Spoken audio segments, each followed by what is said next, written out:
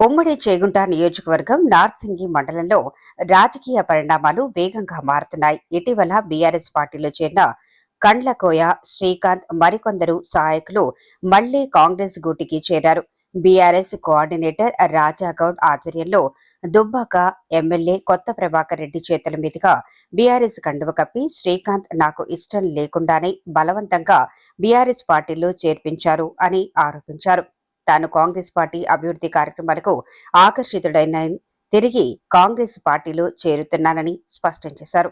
ఈ మేరకు ఏర్పాటు చేసిన కార్యక్రమంలో మెదక్ జిల్లా ఎస్పీసీఎల్ అధ్యక్షుడు గోవర్ధన్, నార్సింగిపట్న అధ్యక్షుడు శ్రీధర్ రెడ్డి, యూత్ కాంగ్రెస్ అధ్యక్షుడు బాజీ, ఫిషర్మెన్ మండల అధ్యక్షుడు సుధాకర్, మాజీ market vice chairman Rajender Reddy, మాజీ టెలికాం మెంబర్ రాజేష్, జహీర్, మాజీ ఎంపీటీసీ సత్యనారాయణ తదితరులు పాల్గొన్నారు.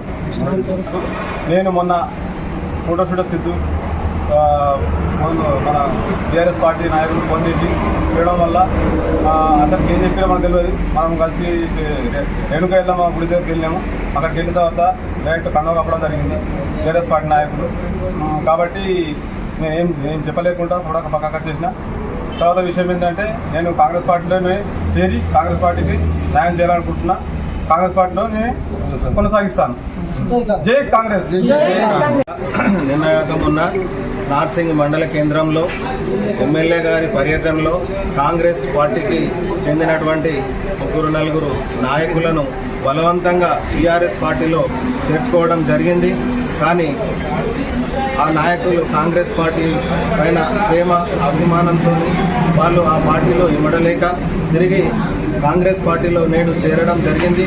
కాంగ్రెస్ పార్టీ బీసీలకు పేద బడుగు బలహీన వర్గాలకు చేస్తున్నటువంటి కార్యక్రమాలను అనుకోండి, అదేవిధంగా ఈ ప్రభుత్వం చేస్తున్నటువంటి మంచి కార్యక్రమాలను ముందుకు తీసుకెళ్లాలన్న ఉద్దేశంతో ఈరోజు నార్సింగ్ మండల ముద్రాజ్ సంఘం నాయకులు కండ్లకోయ శ్రీకాంత్ గారు తిరిగి కాంగ్రెస్ పార్టీలోకి రావడం జరిగింది. వారికి సాదరంగా స్వాగతం చెప్తున్నాము. అదేవిధంగా బీఆర్ఎస్ పార్టీ నాయకులు ప్రలోభాలు చూపుకుంటూ కాంగ్రెస్ పార్టీ నాయకుల జోలికి వస్తే బాగుండదని సందర్భంగా హెచ్చరిస్తున్నాం.